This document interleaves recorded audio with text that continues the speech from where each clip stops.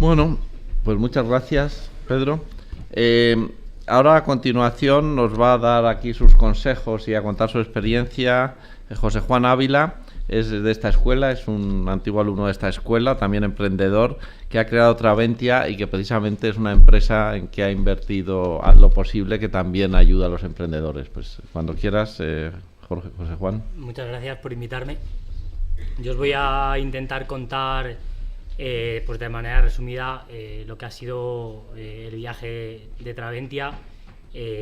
Nosotros lo que hacemos es vender viajes online, que es algo que hace mucha gente. Lo que pasa es que un poco la vuelta que le hemos dado es que somos muy buenos vendiendo no solamente el alojamiento, sino las actividades que uno puede realizar en diferentes destinos. Esto funciona muy bien en una serie de viajes, por ejemplo los viajes de esquí, porque todo el mundo que va a esquiar pues necesita comprar un forfait, necesita unas clases si no sabe, alquilar material de esquí, y es algo que de manera dinámica, de manera flexible y a través de una web pues no hay mucha gente que lo esté haciendo. Era un negocio que se hacía pues más en la agencia de viajes física. A partir de esa idea pues hemos ido lanzando destinos que cumplen estas características. Todo el mundo que va a visitar Granada le apetece ver la Alhambra, pues nosotros le vendemos un viaje en el que puede combinar su estancia de hotel, su Alhambra, puede también ir a unos baños árabes. Y esto es lo que llevamos haciendo. Estamos empezando nuestro tercer año, para que también veáis un poquito el poder que tiene Internet a la hora de crecer un negocio. Nosotros en 2014, que fue nuestro primer año, vendimos viajes por valor de 1 millón de euros. Hace 2 meses ha terminado 2015 y lo hemos cerrado con unos 6 millones de viajes vendidos, y estamos ahora camino y a ritmo de poder terminar el año 2016 pues vendiendo unos 10 millones de euros, 12 millones de euros al año. Esto hace que la empresa, pues como podéis comprender, haya cambiado mucho. El primer año, digamos en el mes de enero de este año, hemos tenido que hacer la contabilidad, hacer los pagos, etcétera, del mismo volumen que hicimos hace poco menos que 13 meses. Pero bueno, a lo que quería volver ahora es un poco al momento en el que estáis vosotros, que es ese momento en el que empieza todo. Yo fundé la empresa con David e Ignacio, que son 2 compañeros de colegio mayor. Llevábamos ya 5 o 6 años trabajando y pues teníamos ganas de montar nuestro propio proyecto, y lo que decidimos es pues lanzarnos a la aventura, ¿no? Dejar nuestros trabajos. No teníamos la idea totalmente definida, lo nuestro era más una vocación pues por liderar nuestro propio proyecto, y en ese momento pues pensamos diferentes ideas, y la que surgió es una que no tiene nada que ver con lo que estamos haciendo ahora, que seguramente sea algo que os pase también a vosotros. Nosotros pensábamos que una idea brillante era dentro del mundo del turismo y la venta de actividades, pues desarrollar un modelo de compra inversa, que básicamente consistía en que quien ponía el precio a las actividades que íbamos a hacer era el cliente en vez del establecimiento. Con esta idea y pensando que íbamos a transformar la industria del turismo, pues montamos un prototipo en aproximadamente 3-4 semanas. Nosotros lo que siempre hemos hecho y lo seguimos haciendo es centrarnos mucho en las funcionalidades que va a ver el cliente. Es decir, dejando, por decirlo de alguna manera, a un lado todo lo que es el back office, ¿vale? El back office puede ser manual, ¿vale? Nosotros cuando montamos este prototipo, si alguien hacía una reserva, al cliente no le llegaba una confirmación automática, porque para eso estábamos nosotros. En un momentito escribíamos un email y le enviábamos la confirmación, ¿no? Yo creo que este tipo de maneras de plantear los prototipos ayudan a que los desarrollemos lo antes posible, salgamos al mercado y veamos pues cómo lo ve el cliente, ¿no? y el proveedor, ¿no? En nuestro caso teníamos 2 grandes retos. El primero era que el cliente entendiera y le apeteciera entrar en la dinámica de definir el precio, y que el proveedor, el hotelero, el que vendía un servicio, estuviera dispuesto a que fuera el cliente el que pusiera el precio. Y lo que ocurrió después de estar pues 3 semanas aproximadamente es que nos dimos cuenta de que este modelo no podía funcionar. Es esto que llaman ahora de que si la empresa tracciona o no tracciona, si empieza a andar o no empieza a andar. En nuestro caso lo que ocurrió es que no empezó a andar. La métrica principal, ¿cuál era? Que no habíamos vendido nada. Estuvimos pues eso, un mes y medio y no vendimos nada de nada.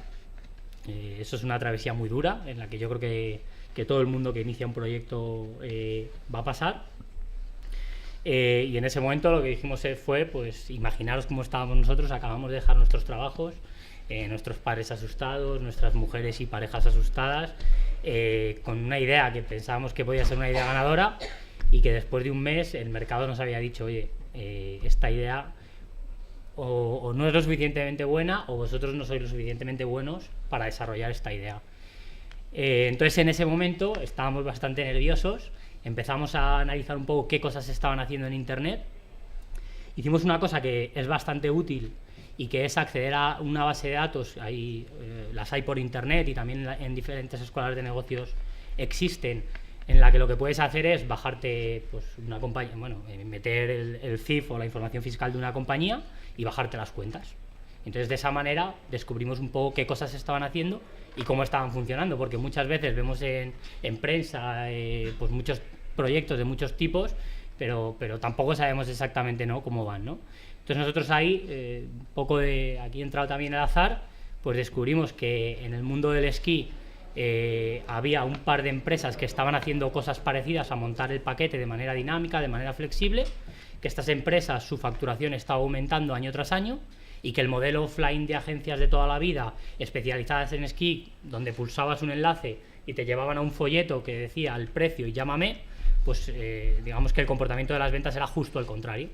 Entonces pensábamos que ahí había una oportunidad, ya se estaban haciendo cosas, pero creíamos que había espacio para entrar y una vez más volvimos a desarrollar un prototipo en 3 semanas, 4 semanas y fue abrirlo, nos dimos de alta en un par de foros centrados en esquí y al tercer día estábamos ya a punto de salir de la oficina y de repente entró una reserva de 800 euros, por supuesto un cliente que paga por el TPV, paga 800 euros, que no le llega mensaje de confirmación, email de confirmación, porque todo esto no lo teníamos desarrollado, que la reserva solamente estaba en la base de datos, es decir, David, que es la persona que desarrolla, tiene acceso a la información de la reserva, pero el resto no teníamos ni idea, y que además la reserva ni siquiera se había hecho. O sea, es un poco nuestra manera de enfocar muchos desarrollos que hacemos es, oye, que la aplicación esté preparada para el cliente y todo lo demás ya lo haremos nosotros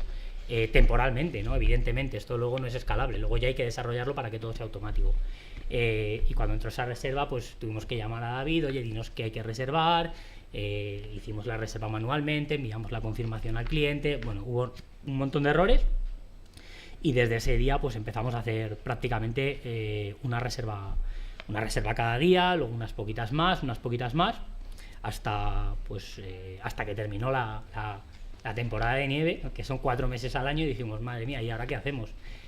Nos quedan otros 8 meses.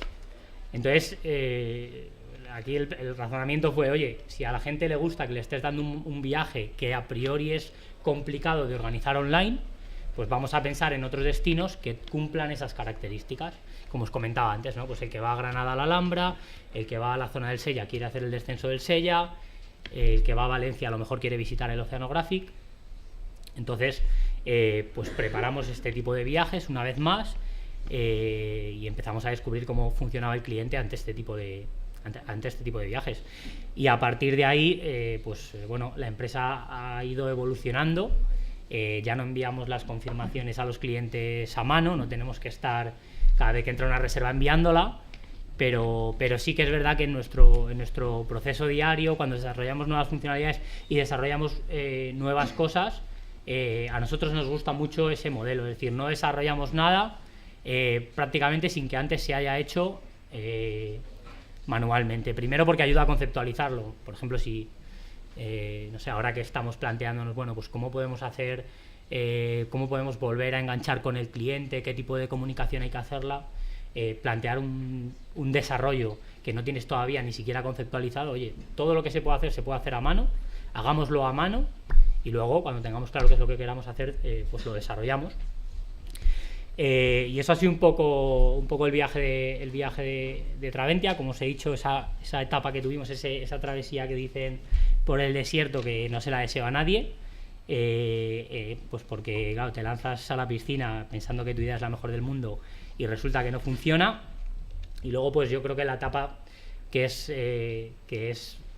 una etapa mucho más bonita, que es en la que estamos ahora, una etapa en la que la empresa está creciendo. Conseguimos financiación de inversores y bueno, y al final digamos que empiezas de verdad, que tampoco nada del otro mundo, parece que empiezas a gestionar el barco. Al principio es todo muy caótico, ahora ya el rumbo está tomado, tienes que planificar, tienes que contratar, y sobre todo tienes que decir un poco en qué vas a dedicar tu tiempo. Si lo dedico en captar nuevos clientes y hago desarrollo relacionado con esos, si lo dedico en crear nuevos destinos, nuevos productos y gasto recursos y dinero en eso, o si mejoro mi back office, mis operaciones, ¿no? Yo creo que ahí ya es un poco pues balancearlo de la mejor manera que podamos y nada, esto ha sido un poco nuestra aventura. Y espero que vosotros en vuestros proyectos pues tengáis muchísimo éxito, que superéis esa primera etapa que es la más complicada y que los hagáis crecer pues cuanto más mejor. Eso es todo. No sé si queréis hacer una ronda de preguntas. Muy bien, sí, pues muchas gracias por tu presentación. Si queréis pasamos ahora a una...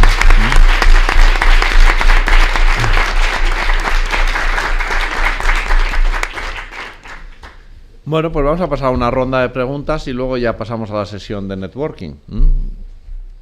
Si alguien quiere hacer alguna pregunta... Sí. Un momento, ahora te llevan el micrófono. ¿Dónde está? Vale. Pedro, yo quería preguntarte, ¿nos recomiendas alguna herramienta para la planificación? Sí.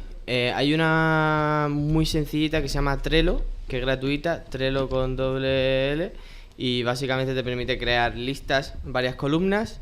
Creas estas 3 columnas que os he comentado y es participativa, puedes invitar al tablón a toda la gente que quieras, puedes mencionar directamente, linkar documentos, conecta con GitHub. Eso es como la más sencilla para empezar, yo la usaría sin duda. Más preguntas. A ver, aquí hay otra. Hola, soy Rubén. Ese modelo, para José Juan, ese modelo de conceptualizar primero y luego hacer el desarrollo del back office, ¿no es un poco a veces, o nos llegó a suceder que fuera cuello de botella cuando si hay mucha demanda de tu producto? Sí, o sea, evidentemente es así. El problema que yo veo, y todo esto evidentemente es opinable, es que cuando estás lanzando un negocio o un prototipo, realmente no sabes cómo va a funcionar. Entonces, normalmente vais a tener dependencias. Vosotros tenéis un tiempo para hacerlo, ¿no? Nosotros también teníamos tiempo, porque al final pues ganábamos dinero y no podemos estar toda la vida sin ganar dinero, ¿no? Entonces, al final, el factor determinante aquí es el tiempo, ¿vale? Ponerte a preparar un back office, que todo esté perfecto, si no sabes si vas a vender nada, yo creo que es mejor, esperar a la primera reserva, y la primera reserva hazlo a mano, la segunda hazlo a mano. Cuando al día tengas 4, desarrollalo.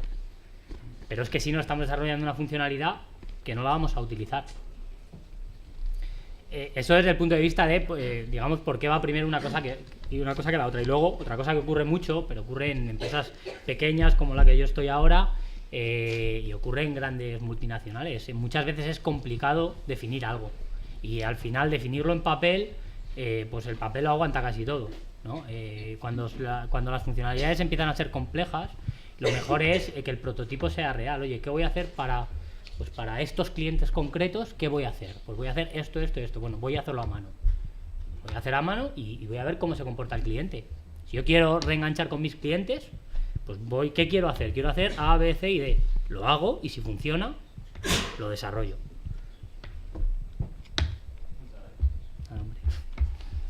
Así facilitas todas, ¿eh? Sí, hay otra pregunta allí detrás.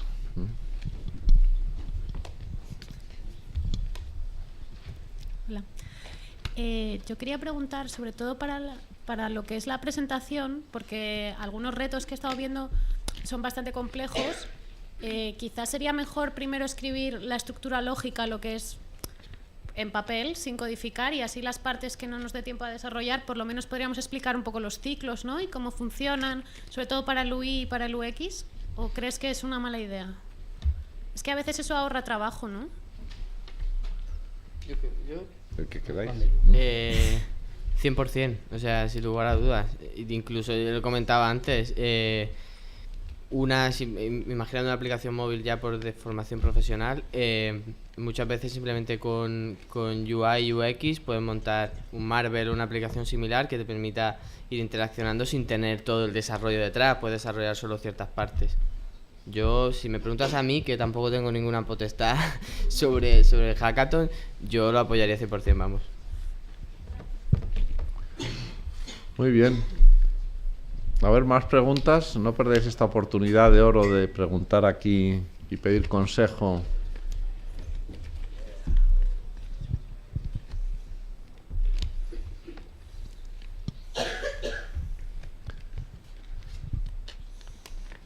Bueno, veo que sigue entrando por allí gente. ¿Nadie se anima a hacer una pregunta? Bueno, pues yo, si queréis, como estamos ya un poco retrasados y tenemos que pasar a la sesión de networking, creo, o queda alguna cosa. Pasamos a la sesión de networking, ¿no?